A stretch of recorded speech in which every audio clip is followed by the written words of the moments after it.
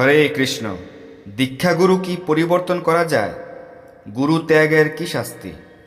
দীক্ষা কাকে বলে? দীক্ষাগুরুর কি যোগ্যতা এবং শিষ্যের যোগ্যতা কি কি? এই সকল বিষয়গুলি আজকের ভিডিওতে আলোচিত হবে, তো আপনারা আমাদের সঙ্গে থাকুন। তো প্রথমে আমরা দীক্ষা বিষয় জেনে নেই যে দীক্ষা কি।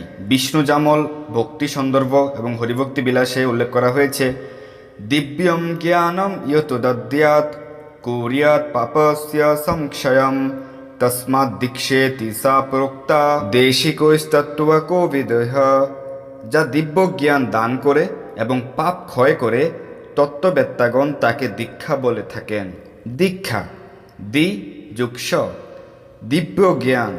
দি মানে হচ্ছে দিব্য জ্ঞান, দিব্য জ্ঞান বা পারমার্থিক জ্ঞান, যুক্সপয়তি অর্থাৎ ব্যাখ্যা করা, এটা হচ্ছে দীক্ষা। অথবা দিব্য জ্ঞান বা পারমার্থিক জ্ঞান যুগ ইচ্ছা বা দর্শন করা,